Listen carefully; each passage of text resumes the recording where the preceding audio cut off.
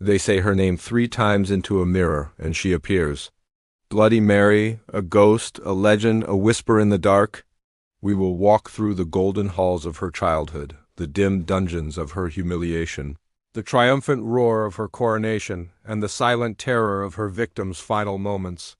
When the Pope refused to annul Henry's marriage to Catherine, the king took matters into his own hands, declaring himself the supreme head of the Church of England.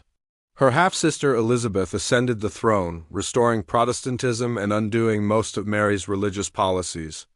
The two sisters were eventually buried together at Westminster Abbey, beneath a Latin inscription that reads, "Partners in throne and grave, here we sleep, Elizabeth and Mary, sisters in hope of resurrection." But history remembers them very differently. Was Mary Tudor a tyrant? Or was she a woman forged in tragedy, whose every decision was colored by betrayal, grief, and deep religious conviction? She did not invent religious persecution. Protestants and Catholics alike burned opponents for centuries. Her father, Henry VIII, executed both Catholics and Protestants. Her sister Elizabeth would later sign the death warrant of Mary, Queen of Scots, but the fires of Mary's reign burned brighter in memory because they were personal. The sight of humble men and women being consumed by flames, refusing to renounce their beliefs, imprinted a deep trauma on the English psyche. Mary wanted to save England's soul, but in trying to save it, she nearly tore it apart. She remains one of the most controversial queens in English history, a queen who ruled with fire, a woman who loved with desperation, a soul tortured by faith, the queen who burned 300 people alive. And perhaps in the ashes of her victims we glimpse a deeper tragedy, the story of a woman so determined to heal the wounds of a broken kingdom, she became consumed by the very flames she lit. The Act of Supremacy in 1534 severed England from Rome and ushered in a Protestant Reformation, but it also shattered Mary's world. Mary was stripped of her royal title and forced to acknowledge that her parents' marriage had never been valid. She refused. Her faith, her love for her mother, and her personal pride would not allow her to concede. For this defiance, she was banished from court and made to serve as a lady-in-waiting to her infant half-sister, Elizabeth, the daughter of Anne Boleyn. She lived in isolation, often ill, and always under surveillance.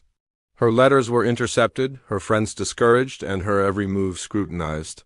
She was denied access to her mother, and when Catherine of Aragon died in 1536, Mary was not allowed to attend the funeral. Her grief was profound. Her hatred of the Protestant cause, which she blamed for all her misfortunes, was sealed in this period of humiliation. Meanwhile, the landscape of England was transforming. The monasteries were being dissolved. Latin Mass was replaced by English services. The relics and statues of saints were smashed, and priests were forced to take wives or flee. But Mary remained unmoved.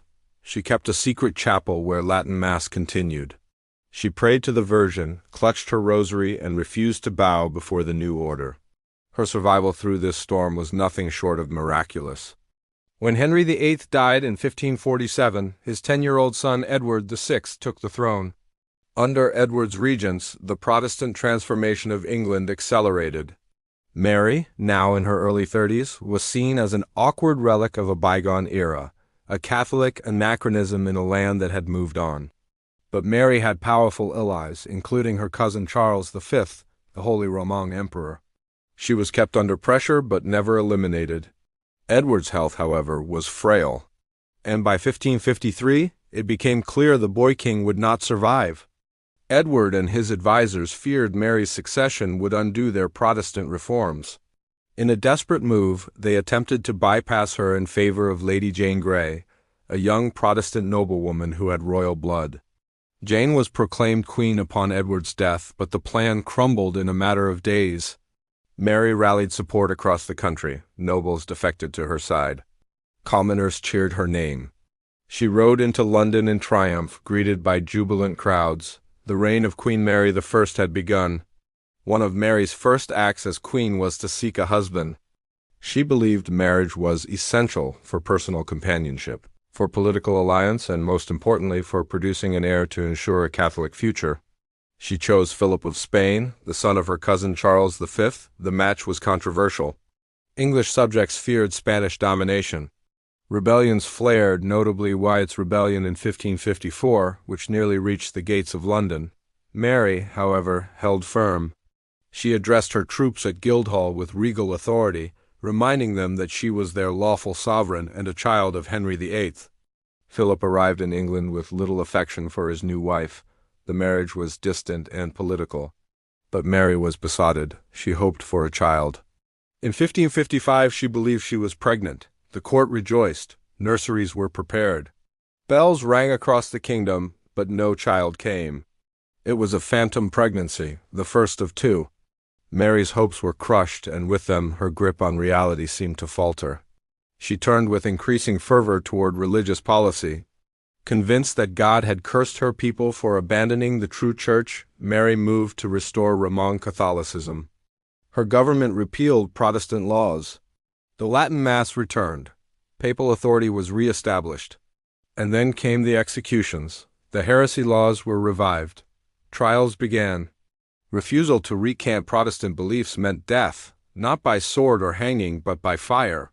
Burning, in Mary's eyes, was the scriptural punishment for heresy. It was meant to purge the soul and purify the land. The first to die was John Rogers in 1555, burned at Smithfield before a jeering crowd. Others followed: bishops, scholars, farmers, craftsmen, women, and even the elderly. One of the most infamous spectacles occurred at Oxford, where Hugh Latimer and Nicholas Ridley were burned together. Latimer's final words: "We shall this day light such a candle by God's grace in England, as I trust shall never be put out," became legend. Thomas Cranmer, the former Archbishop of Canterbury, recanted his Protestantism several times under pressure. But when he learned he would be executed anyway, he dramatically denounced the Pope and thrust the hand that had signed his recantation into the flames first. By the end of Mary's reign, over 280 people had been burned. Mary's health deteriorated. Her second phantom pregnancy in 1558 ended in bitter disappointment. Philip had long since returned to Spain and showed little interest in returning. The kingdom was weary. Even Catholic allies whispered of Mary's harshness. In her final months, Mary was haunted by failure. Her people had not returned to Rome with joy, but with fear. Her enemies had not been silenced, but martyred. Her own body had failed to provide an heir. England, it seemed, had rejected her vision. This is not just the tale of a queen who burned people alive. It is the tale of a woman consumed by faith, fear, and fire. Settle in, breathe deep, and let the candlelight flicker. As we begin, Mary Tudor entered the world in 1516, a time of immense prestige for the English monarchy. She was the daughter of King Henry VIII and Catherine of Aragon, a Spanish princess and daughter of the Catholic monarchs Ferdinand and Isabella. From the very beginning, Mary was groomed for greatness. She was taught Latin, Greek, music, dance, and theology. She played the virginals with grace and debated learned men before she was 10. Henry VIII was openly proud of her and often showed her off to visiting dignitaries. But for all her promise, there was one fatal flaw in Mary's birth. She was not a boy. England, still haunted by the instability of the Wars of the Roses, craved a strong male heir. Henry adored Mary, but he longed for a son. And when Catherine failed to provide one, the king's eye began to wander and settled on Anne Boleyn. But the real woman behind the nursery tale was no phantom. She was flesh and bone, crown and fire. Tonight, we enter the smoke-choked corridors of Tudor England, where fire was more than a tool of warmth or war. It was a weapon of faith. Wielded by a queen many still remember with a shudder, Mary the First of England. She has gone down in history with a chilling nickname, Bloody Mary, a moniker that conjures images of screaming martyrs, crackling pyres, and the terrifying weight of religious tyranny. But Mary was not merely a butcher. She was a daughter, a betrayed princess, a devout believer, and a queen fighting for the soul of a fractured nation. Her reign, though brief, left a mark scorched into English memory. Over the course of just 5 years, she ordered the deaths of more than 280 Protestants, who were burned alive for the crime of heresy.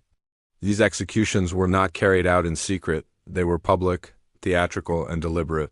The message was clear: England would be Catholic again, or it would burn. Yet behind the flames lies a story of immense tragedy and bitter complexity. Mary was born of royal privilege but raised in humiliation. She was educated to rule but cast aside as illegitimate. She was a princess without a crown, a daughter without a mother, and a woman without a husband for much of her life. The fires she lit were not only meant to purge heresy, but to exorcise the ghosts of her own past. Tonight, we trace the life and reign of Mary Tudor, the first Queen Regnant of England. What followed was one of the most seismic shifts in English history: Henry's break from the Roman Catholic Church. She died on November 17, 1558, possibly from uterine cancer.